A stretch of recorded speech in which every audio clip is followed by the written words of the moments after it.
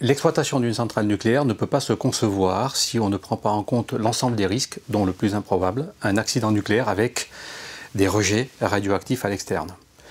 C'est pour cela que EDF, avec les pouvoirs publics, se mobilise et on a mis en place une organisation qui permet de gérer la crise, dont l'objectif principal est de limiter les rejets radioactifs à l'externe pour protéger les populations et l'environnement. Alors comment on s'y prend? On s'y prend au moins sur 3 points. Déjà, le premier, c'est le développement des compétences des opérateurs. Pour entraîner les équipes, EDF a mis en place des répliques exactes de la salle de commande qu'on appelle simulateur. Ça permet d'entraîner les équipes en permanence.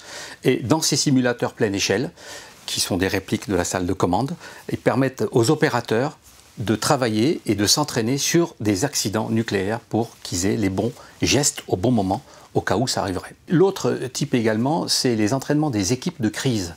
Sur chaque centrale, en fonction de la taille, entre 100 et 300 personnes sont astreintes en permanence et on fait des exercices, plan d'urgence d'intervention, plan d'urgence interne, qui permet aux équipes de s'entraîner, d'avoir également les bons gestes au bon moment, avec l'objectif, bien entendu, de confiner, de faire en sorte que un événement ne se transforme pas en accident.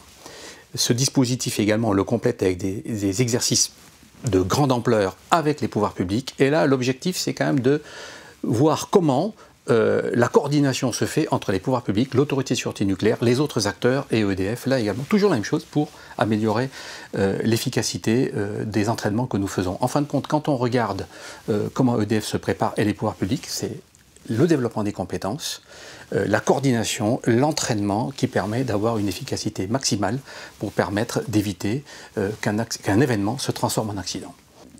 Les centrales, elles sont à leur conception, sont prévues pour prendre en compte des inondations et des séismes. Mais l'accident de Fukushima, comment on l'a pris en compte? En fait, on est parti beaucoup plus loin. On a continué à améliorer le dispositif de robustesse des centrales, au moins sur 3 points. Le premier, c'est on va installer des diesels ultimes de secours pour qu'à tout moment, quoi qu'il arrive, qu'on puisse continuer à alimenter les pompes pour permettre le refroidissement et le contrôle-commande de la réaction nucléaire.